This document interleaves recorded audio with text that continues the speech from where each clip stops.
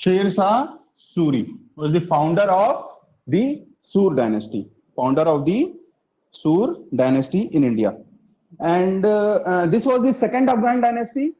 I had already told you कि Lodhi dynasty जो है वो इंडिया में फर्स्ट अफगान डायनेस्टी थी, और ये जो सूर डायनेस्टी बन रही है बाय शेर Shah Suri, it is the second Afghan dynasty in India. ठीक है, just for your reference.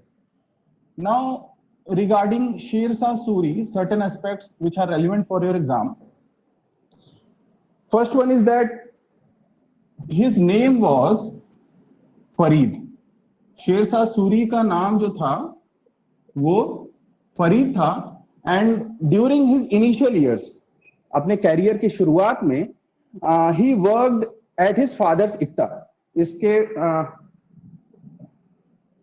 Father was Hasan, और इनका इक्ता मैंने आप लोगों को डिस्कस किया है. इक्ता क्या होता है? It is a piece of land given to officials to administer it, है ना. तो ये इक्ता कहां था इनका? सासाराम में. एंड यू विल नो कि जो इसका नेटिव फैमिली लैंड है वो कहां है? सासाराम में है. तो अपनी लाइफ के शुरुआती दौर में, अपने कैरियर के शुरुआती दौर में, इसने अपने फादर के इक्ता पे काम किया था सासाराम में. ठीक है. तो during early period of his life इसको अच्छा एक्सपीरियंस हो गया था एडमिनिस्ट्रेशन का, है ना. एंड इन फैक्ट शेर Shah Suri is known for his sound administration. He is known for his sound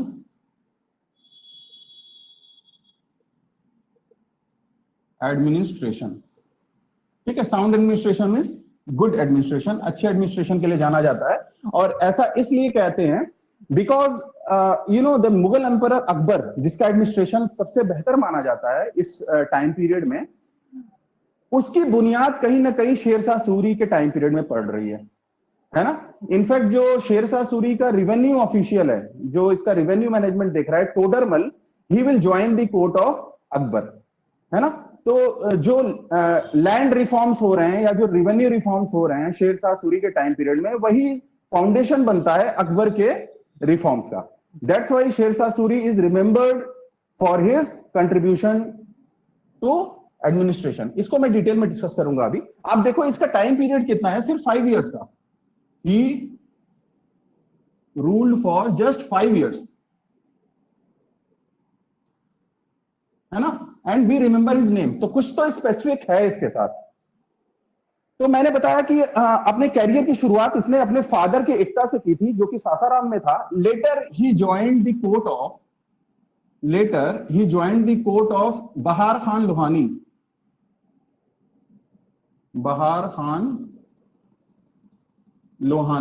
and Bahar Khan Lohani is a ruler of eastern India का रूलर है. And in fact it was Bahar Khan Lohani who gave in the title of Sher Shah. Farid को शेर शाह का title किसने दिया था? बहार खान लोहानी ने दिया था. एंड दस when he became the ruler, he ruled in the name of Sher Shah Suri. ठीक है. ओरिजिनल नेम क्या है? फरीद. टाइटल क्या मिला? शेर शाह का. ठीक है. तो जो एक्सपीरियंस है इसका सासाराम में और बाद में बहार खान लोहानी के यहां पे, उसी को फिर रूलर बनने के बाद इसने इंप्लीमेंट किया, है ना. And he is known for his sound administration. अब 5 साल के टाइम पीरियड में, जो इसका रूलिंग पीरियड है 5 साल का, इसने बहुत सारे रिफॉर्म्स किए जो कि आपके एग्जाम के लिए रेलिवेंट है. First of all, he carried out land reforms. है ना. पहला लैंड रिफॉर्म मैंने अलाउद्दीन खिलजी के कंटेक्स्ट में आपको बताया था, where he carried out the measurement of land. Delhi का पहला सुल्तान था जिसने लैंड मेजरमेंट कराया था. ठीक है. यहां पे जो लैंड रिफॉर्म्स या लैंड रिवेन्यू रिफॉर्म्स कह लो इसे, ये जो रिफॉर्म इसने किया, यहां पे इसने ही carried out classification of land. अब ये क्लासिफिकेशन ऑफ लैंड क्या है? लैंड को उसको क्वालिटी के बेसिस पे इसने क्वालिफाई कर दिया. फॉर एग्जाम्पल कि हर एक लैंड की क्वालिटी एक तो होती नहीं है, उसकी फर्टिलिटी एक तो होती नहीं है। कुछ लैंड ज्यादा फर्टाइल होते हैं, कुछ कम फर्टाइल होते हैं और कुछ बेकार होते हैं, है ना। कुछ की फर्टिलिटी बिल्कुल खराब होती है। तो रिवेन्यू उसी के अकॉर्डिंग इसने सेट किया, है ना। जो ज्यादा फर्टाइल लैंड है उसका रेट अलग रहेगा, जो कम फर्टाइल लैंड है उसका रेट अलग रहेगा। तो based on the classification he divided the land in three qualities, good, middle and bad. आप ये समझो कि इन्होंने 3 पार्ट में लैंड को डिवाइड कर दिया। ये इसका एक मेजर रिफॉर्म है जो आगे चल के अकबर भी एडॉप्ट करेगा, है ना। So he is known for his land revenue reforms. और अभी मैंने बताया कि his land revenue management, land revenue management was done by Todarmal, who will later join the court of Akbar. ठीक है, he was among the नवरत्नास of Akbar, राजा टोडरमल। तो वो शेरशाह सूरी के साथ भी जुड़े हुए हैं। And in fact, his land revenue reform is compared with Ryotwari system. It is compared with Ryotwari system. ये रैयतवारी सिस्टम एक कॉलोनियल लैंड रेवेन्यू सिस्टम है। ब्रिटिश इंडिया में ये एक लैंड रेवेन्यू सिस्टम डेवलप करेंगे ब्रिटिशर्स। 3 तरीके के लैंड रेवेन्यू सिस्टम थे कॉलोनियल टाइम में, मैं पढ़ाऊंगा मॉडर्न हिस्ट्री में। पहला था आपका जमींदारी सिस्टम, परमानेंट सेटलमेंट जिसे बोलते हैं। दूसरा रैयतवारी, तीसरा महलवारी। रैयतवारी में जो टैक्स कलेक्शन था वो डायरेक्टली रैयत से होता था। रैयत का मतलब फार्मर्स। डायरेक्ट टैक्स कलेक्शन किससे होता था? रैयत से होता था, इंटरमीडिएरी कोई नहीं होते थे। तो जो शेरशाह सूरी का लैंड रेवेन्यू मैनेजमेंट था वो भी कुछ ऐसा ही था। इसीलिए इसको कंपेयर किया जाता है। तो क्वेश्चन बन सकता है कि अमंग द फॉलोइंग रूलर्स किसका लैंड रेवेन्यू मैनेजमेंट जो है रैयतवारी सिस्टम से कंपेयर किया जाता है? तो it was Sher Shah Suri, right. तो ये चीज आप जहन में रखिएगा। ये पहला इसका एडमिनिस्ट्रेशन का पहला एस्पेक्ट हो गया, ठीक है। इसके अलावा इसने मिलिट्री रिफॉर्म्स किए थे, और मिलिट्री रिफॉर्म्स में ये इनफैक्ट अलाउद्दीन खिलजी के टाइम पे जो चीजें रेलिवेंट थी वहां पे मिलिट्री रिफॉर्म्स, उसको फिर से रीइंट्रोड्यूस करेगा, है ना।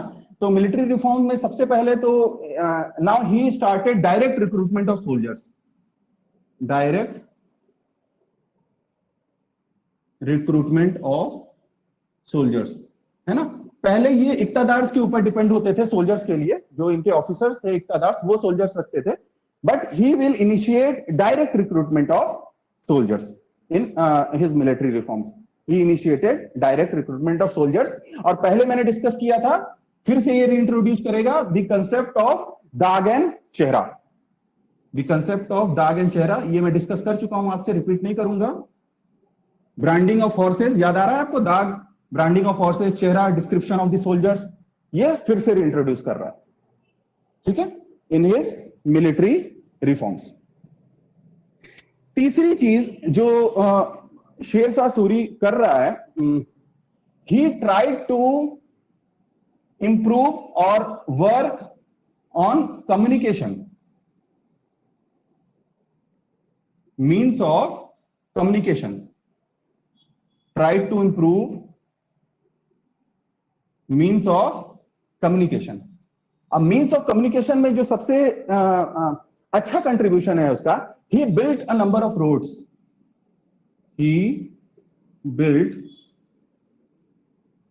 a number of roads, और सबसे फेमस रोड जो है इसका that is your grand trunk road, GT road, grand trunk road और जीटी रोड, है ना। एक ऑर्गेनाइज्ड वे में इसने रोड का नेटवर्क एस्टेब्लिश किया। सबसे फेमस उसमें से आपका जीटी रोड है, जो बंगाल से आज का करंट पाकिस्तान उसको कनेक्ट करता था। बंगाल में सोनार गांव से लेके पेशावर को कनेक्ट करता था, पूरे नॉर्थ इंडिया के। It run across the whole north India. तो ये एक मेजर इसका अचीवमेंट था। आप देखो टाइम पीरियड इसका कितना है, सिर्फ 5 इयर्स का है ना। बट ये सारी चीजें इसने इस टाइम पीरियड में अचीव की। That's why he is known for his administration, इसलिए हम इसको याद करते हैं, ठीक है। Now Apart from this, he introduced a regular postal system. He introduced a regular postal service, है ना, एक जगह से दूसरी जगह इंफॉर्मेशन कन्वे करनी है, मैसेज कन्वे करना है, तो एक रेगुलर पोस्टल सर्विस को इसने इंट्रोड्यूस किया। Why he is doing all this? इसके दो एस्पेक्ट्स हो सकते हैं। एक तो स्ट्रेटेजिक इंपॉर्टेंस है ना, मिलिट्री मूव करने के लिए, इंफॉर्मेशन मूव करने के लिए कर रहा है। दूसरा, it is good for trade and commerce. Roads अच्छे रहेंगे, कम्युनिकेशन बेहतर रहेगा, तो ट्रेडिंग एक्टिविटीज को भी तो इंकरेजमेंट मिलेगा, ट्रेडर्स का मूवमेंट भी बेहतर होगा, right? So he is doing this reforms during his time period. इसके अलावा he is also introducing certain currencies,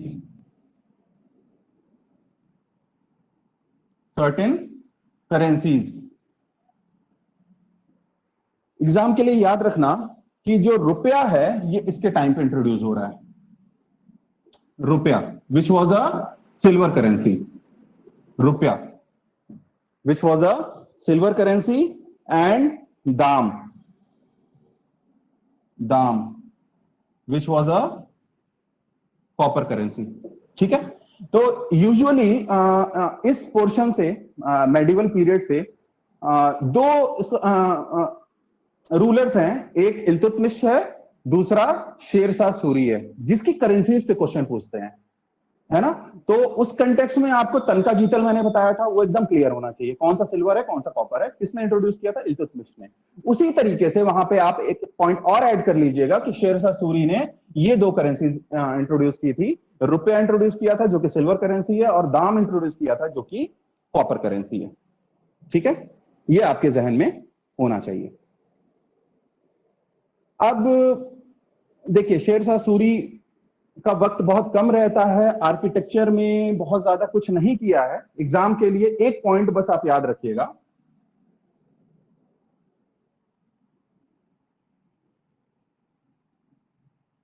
और इनफैक्ट ये पिछले साल एग्जाम में आया भी था। ही बिल्ट पुराना किला एट दिल्ली, ही बिल्ट पुराना किला एट दिल्ली, है ना। और इसी के अंदर मस्जिद है जिसका नाम है किला कोहना मस्जिद,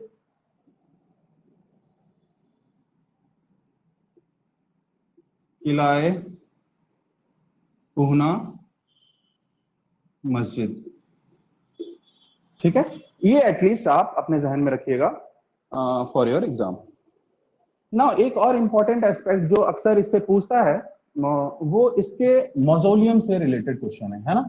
तो मौजोलियम तो आप याद रखिएगा कि इसकी जो बुनियाद है वो कहां से है, सासाराम से है। तो इसको दफनाया भी कहां पे गया है, सासाराम में दफनाया गया। इनफैक्ट इन 1545 कलिंजर एक जगह है सेंट्रल इंडिया का, एक बहुत ही स्ट्रॉन्ग फोर्ट था, एक किला था जिसके ऊपर ये कब्जा करने की कोशिश कर रहे थे, है ना, सीज लगाया हुआ था, और वहीं पे एक एक्सीडेंट में इसकी डेथ हो जाती है 1545 में। So he died at Kalinjar but he was buried at Sasaram. इसका जो मौजोलियम है वो कहां पे है, सासाराम में है। और ये अक्सर एग्जाम में आपसे पूछता है कि शेरशाह सूरी का मकबरा कहां पे है, इसको कहां दफनाया गया है, इसका मौजोलियम कहां पे है। So it is in Sasaram, Bihar. ठीक है, तो शेरशाह सूरी से एटलीस्ट इतने एस्पेक्ट्स तो आपके जहन में होने चाहिए। ठीक है।